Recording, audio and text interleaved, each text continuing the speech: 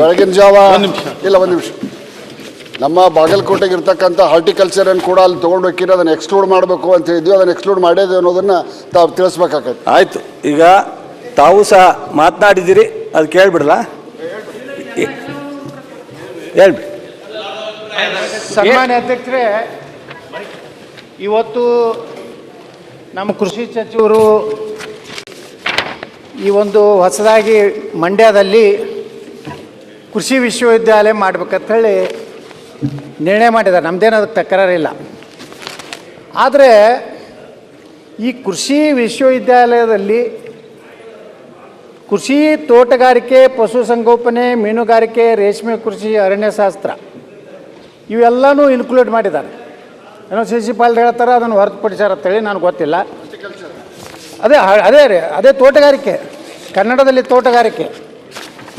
ಆದರೆ ಅಧ್ಯಕ್ಷರೇ, ಇವತ್ತು ಉತ್ತರ ಕರ್ನಾಟಕದಲ್ಲಿ ಒಂದು ಒಳ್ಳೆಯ ತೋಟಗಾರಿಕೆ ವಿಶ್ವವಿದ್ಯಾಲಯ ಬಾಗಲಕೋಟೆಯಲ್ಲಿದೆ.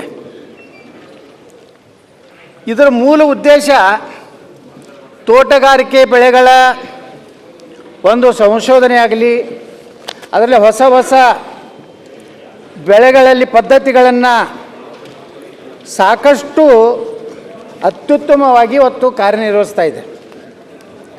ತೋಟಗಾರಿಕೆ ವಿಶ್ವವಿದ್ಯಾಲಯ ಏನೋ ಒಂದು ಕಾರ್ಯವ್ಯಾಪ್ತಿ ಇದೆ, ಅದಕ್ಕೆ ತೊಂದರೆಯಾಗದಂತೆ ತೋಟಗಾರಿಕೆ ಅನ್ನುವಂಥ ಏನು ಪದ ಏನಿದೆ ಅದನ್ನು ಕೈ ಬಿಡಬೇಕು.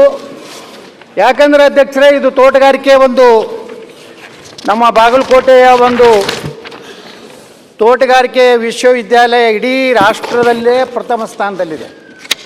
ಮತ್ತು ಉತ್ತರ ಕರ್ನಾಟಕದಲ್ಲಿರುವಂಥದ್ದನ್ನು ಇವರು ಬಿದರ್ದ ಪಶುಸಂಗೋಪನೆಗೆ ಸಂಬಂಧಪಟ್ಟಂಥದ್ದು, ರಾಯಚೂರು ಯೂನಿವರ್ಸಿಟಿ ಅಂಥದ್ದು, ಅಲ್ಲಿದಿಂದ ಧಾರವಾಡ ಯೂನಿವರ್ಸಿಟಿದು ಎಲ್ಲನೂ ಮರ್ಜ್ ಮಾಡಿ ಇವತ್ತು ಮಂಡ್ಯಕ್ಕೆ ಹೋಯಂಥ ಕೆಲಸ ಮಾಡ್ತಾಯಿದ್ದಾರೆ. ಇದಕ್ಕೆ ನಮ್ಮ ಸಂಪೂರ್ಣ ವಿರೋಧ ಇದೆ. ಮೊದಲೇ ಉತ್ತರ ಕರ್ನಾಟಕದಲ್ಲಿ ಎಲ್ಲ ರೀತಿಯ ಅನ್ಯಾಯ ಆಗ್ತಾಯಿದೆ. ಇದೊಂದು ವ್ಯವಸ್ಥಿತವಾಗಿ ತೋಟಗಾರಿಕೆ ನೀವೊಂದು ಯೂನಿವರ್ಸಿಟಿ ಮಾಡಿರಂದ್ರೆ ಅದರ ಕಾರ್ಯವ್ಯಾಪ್ತಿಯನ್ನು ಯಾಕೆ ನೀವು ನಿಮ್ಮ ಕೃಷಿ ವ್ಯವಸ್ಥೆ ಬೇರೆ. ಇವತ್ತು ತೋಟಗಾರಿಕೆ ಒಂದು 100 ಬೆಳೆಗಳಿಗೆ ಇವತ್ತು ಸಂಶೋಧನೆ ಮಾಡಲಿಕ್ಕೆ ಅವಕಾಶ ಇದೆ. ಕೃಷಿ ಏನಾಗಿದೆ ಅಲ್ಲೊಂದು 30 ಬೆಳೆಗಳ ಸಂಶೋಧನೆ ಆಗ್ತದೆ. ಅದಕ್ಕೆ ಅಧ್ಯಕ್ಷರೇ, ನಾನು ಮಾನ್ಯ ಸಚಿವರಲ್ಲಿ ವಿನಂತಿ ಮಾಡ್ಕೋದೇನೆಂದರೆ, ಇಲ್ಲಿರುವಂಥ ನಮ್ಮ ಕೃಷಿ ವಿಶ್ವವಿದ್ಯಾಲಯ ಏನು ಬಾಗಲಕೋಟೆ ತೋಟಗಾರಿಕೆ ವಿಶ್ವವಿದ್ಯಾಲಯ ಮತ್ತು ಶಿವಮೊಗ್ಗ ಹಾಗೂ ಬಾಗಲಕೋಟೆಯ ಕೆಲವು ಕಾಲೇಜುಗಳು ಮತ್ತು ಸಂಶೋಧನಾ ಕೇಂದ್ರಗಳು ಹಸ್ತಾಂತರ ಮಾಡಬೇಕನ್ನೋಂಥ ಸೂಚನೆ ಮಾಡಿದ್ದಾರೆ. ಅಂದರೆ ಇದು ಅದರ ವ್ಯಾಪ್ತಿಯನ್ನು ಕಸ್ಕೊಂಡು ನೀವು ಮಂಡ್ಯಕ್ಕೆ ಹೋಗಿದ್ದು ಒಂದು ಭಾಗಕ್ಕೆ ಈ ಭಾಗದಿಂದ ಆ ಕಡೆ ಹಾಕೋದ್ರಿಂದ ತೋಟಗಾರಿಕೆ ಮೂಲ ಏನು ಉದ್ದೇಶ ಇದೆ, ಮೂಲ ಒಂದು ಕಾನ್ಸೆಪ್ಟ್ ಇದೆ, ಅದಕ್ಕೆ ಭಾಳ ಪೆಟ್ಟು ಬೀಳ್ತದೆ. ಯಾವುದೇ ಪರಿಸ್ಥಿತಿಯಲ್ಲಿ ಉತ್ತರ ಕರ್ನಾಟಕದಲ್ಲಿ ಏನು ನಮ್ಮ ಸರ್ಕಾರ ಇದ್ದಾಗ ಒಂದು ನ್ಯಾಯ ಕೊಡಬೇಕು ಅನ್ನೋ ದೃಷ್ಟಿಯಿಂದ ಅನೇಕ ನಿರ್ಣಯಗಳನ್ನು ಇವತ್ತು ವಾಪಸ್ ತಗೊವಂಥದ್ದು ಈ ಸರ್ಕಾರ ಮಾಡಬಾರ್ದು. ಇದಕ್ಕೆ ನಮ್ಮ ಸಂಪೂರ್ಣ ವಿರೋಧ ಇದೆ. ಅದಕ್ಕೆ ತೋಟಗಾರಿಕೆ ಅನ್ನುವಂಥದ್ದನ್ನು ಇದನ್ನು ಕೈ ಬಿಡಬೇಕಂತೇಳಿ ನಾನು ಮಾನ್ಯ ಸಚಿವರಲ್ಲಿ ವಿನಂತಿ ಮಾಡ್ಕೊತೀನಿ.